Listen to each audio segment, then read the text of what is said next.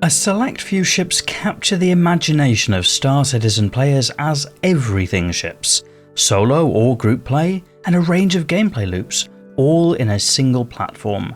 And that's something that the Starlancer TAC sort of does, with cargo, medical, hangars, and guns for days. But is it fun for all the family? How does the TAC perform in-game? I'm Forrester, and this video will review the currently flyable MISC Starlancer TAC, which is described on the Star Citizen website as a patrol ship. If you've seen other ship reviews on this channel, then you'll be right at home with this video, which follows the usual format. It's split into 5 sections, starting with a ship tour, assessing combat performance, reviewing handling and visibility, looking at the operating costs and profitability, before finally summarising. As always, I've included timestamps in the video description in case you want to skip ahead.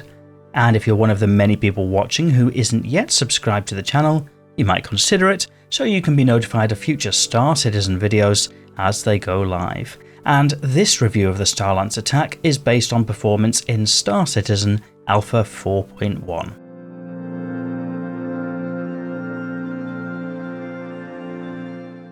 And we'll start the tour for the Starlancer TAC by approaching from the rear and the starboard side. A short walk around the starboard side of the ship reveals one of the large turrets that's sited on each side of the lower deck. Also on the starboard side is the elevator, which can take you up to the lower deck or the upper deck.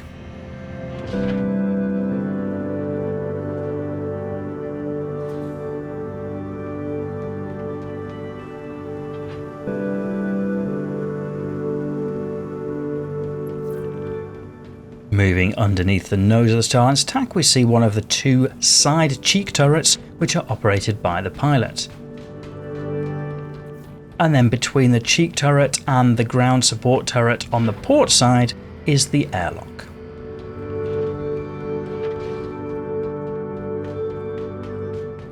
Moving towards the rear of the Starlancer TAC, we see the rear cargo ramp, flanked on either side by a missile launcher.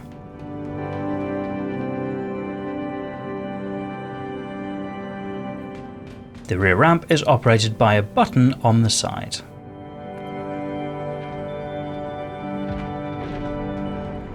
Entering into the lower deck of the Starlancer TAC, we enter from the rear into the cargo bay. There's a cargo grid on either side, as well as ungridded cargo storage in the centre, which can be used for vehicle storage. There's a small window to enjoy the view, as well as an elevator which takes up to the top deck. There's an elevator on either side of this rear cargo bay, and they both lead to that top deck. Further forward, we enter into the medical bay of the Starlancer TAC. There are 2 beds and 2 consoles, as well as some decorative elements. On the wall, there's also some storage which can be used for patient storage. Moving further forward, we enter into the jump room area. This is called the drop bay. There's a door release which releases the door and a small ramp for troops to hop out of. And attached to the wall on either side of this is a supporting small arms weapon.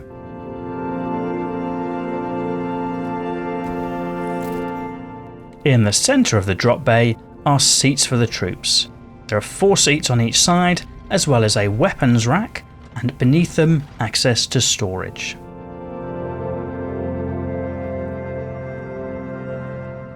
This room is mirrored on either side.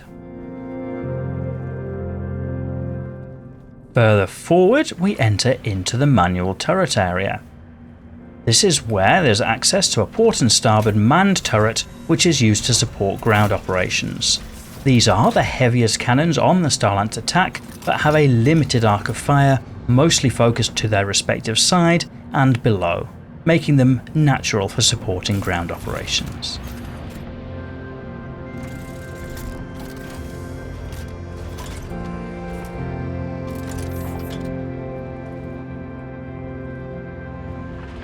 Moving further forward on the lower deck, we enter into an access corridor. This holds the airlock, as well as a ladder to the upper deck.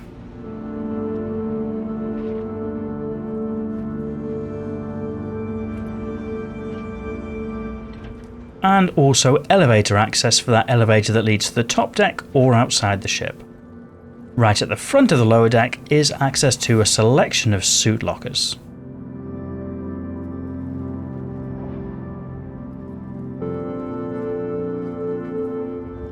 To tour the top deck, we'll move all the way to the rear and enter via one of the two elevators in the cargo bay.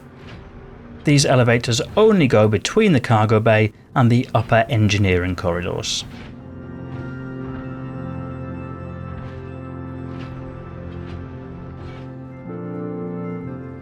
Moving towards the rear of the ship, we see the hangar bay. In this case, the hangar bay is populated by an M50, which is one of the larger ships that will fit inside. The hangar bay is described as being ideal for a Fury.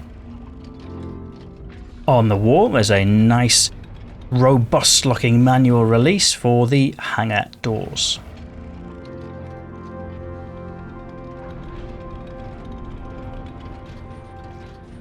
Moving to the rear of the upper deck of the Starlancer TAC brings us into the engineering section. On the walls behind some doors are some components and some relays.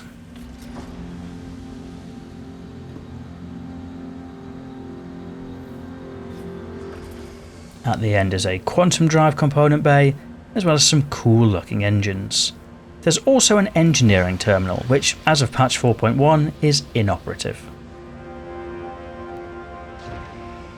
Moving further forward, the corridors on the side of the hangar are mirrored.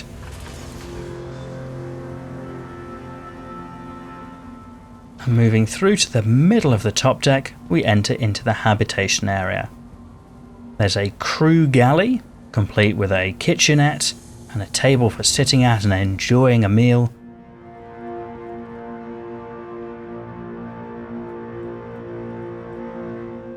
And there are also some smaller doors off to the side next to a weapons locker.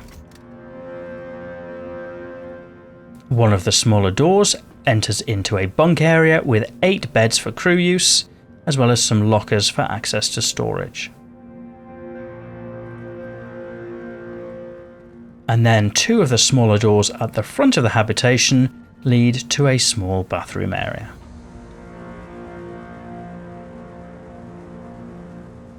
These bathrooms are mirrored on either side of habitation. Moving further forward through the top deck, we enter into the area that has the ladder going to the lower deck, as well as the lift going to the lower deck or leaving the ship. There's also some component access. And then we enter further forward to the escape pods. There are 4 escape pods in this area.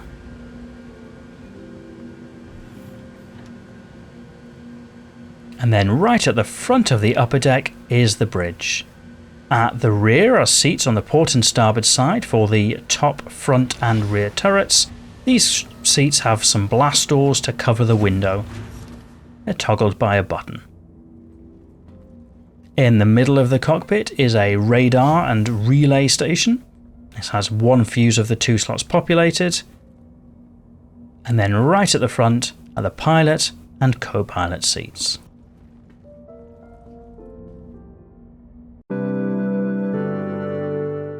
The Starlancer TAC carries a lot of weaponry.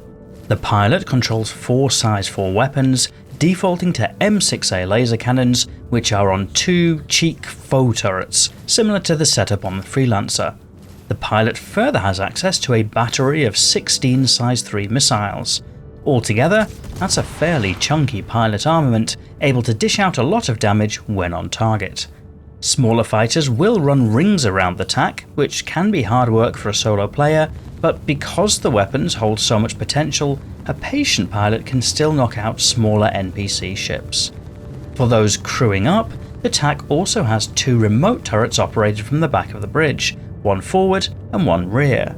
Both of those remote turrets are armed with 2 size 4 weapons, defaulting to Rhino repeaters. The front turret has reasonably good angles above and to the front, making it a fairly effective firepower multiplier. The rear turret doesn't have quite so good coverage, limited mostly to the rear of the ship, and is better suited for covering blind spots. Then, the TAC also boasts 2 manned turrets on either side of the ship, and more heavily armed with 2 size 5 weapons, by default laser repeaters. These weapons are very powerful for the size of the ship, however carry a notable downside, in that the arc coverage is very limited to the respective side of the ship and to shooting down. They can be effective at engaging targets on the ground, like bunker defences or wild animals, but are harder to work in space, mostly because most of the time an engagement is spent unable to see the target. It's worth mentioning that there are also 2 missile launchers at the rear of the TAC, controlled by the co-pilot seat and armed with 6 size 2 missiles each. They are largely unworkable, in a bad position, and probably not worth using in the current patch. Defensively, the Starlancer TAC is protected by 2 size 3 shield generators, which give a fair defensive performance for a ship of this size. Longer engagements will still threaten the ship, but it does mean that the TAC can stay in a melee for a little while. When things go wrong, the reclaim timer is just over 13 minutes, down to just over 3 minutes for an expedited claim. There are some small ballistic door guns on the troop exit ramp, but they're highly situational, even more so than the manned turrets, and run out of ammunition quickly, so aren't really factored into the combat performance of the ship. In terms of visibility, the Starlancer series come with a usual MISC style cockpit, with a wide, narrow windshield giving limited view outside the ship. Some like it, some hate it. It is what it is. But given the fairly slow speeds that the TAC travels, the limited visibility isn't too impactful. What is a shame is that the pilot multifunction displays are sited right below the main sightline, meaning pilots have to look down to be able to operate their screens. The slow speeds mentioned for the TAC start with an SCM limit of 110 meters per second. The TAC feels slow, lumbering, and heavy at that, which on the one hand contributes to the ship feeling like a mobile bunker, but on the other hand makes flying feel like hard work. The situation doesn't improve much in nav modes either. Although the top speed of 915 meters per second isn't the worst, it takes so long to speed up and slow down from that max that the TAC still feels slow. That's especially true for the usual trick of switching from nav to SCM to slam on the handbrake. Even doing that in the TAC takes a while. One good feature though is the quantum fuel stores aboard. Despite the fairly slow stock quantum drive, the TAC has enough fuel to be able to comfortably cross Stanton or Pyro, which feels appropriate for a ship carrying the patrol tag. By way of running costs, the Starlancer TAC tends to sit in the thousands of Alpha UEC for repairs and refuel. If heavy repairs are needed or restocking missiles, that can quickly rise into the tens of thousands. But as a bit of an everything ship, there are lots of options for making that cash back. Despite the slow speed, the TAC is a fairly natural bunker runner, both solo or as a group. Solo pilots can park away from the target zone and use the vehicle bay to bring something into the area, backed up by the medical bay aboard and oodles of space for loot storage. Group players can use the anti-ground weaponry to knock out turrets and create a landing opportunity. The vehicle bay could alternatively be used for ground miners like the Rock or Geo. To some extent, space combat missions are also possible, with the TAC fairly heavily armed.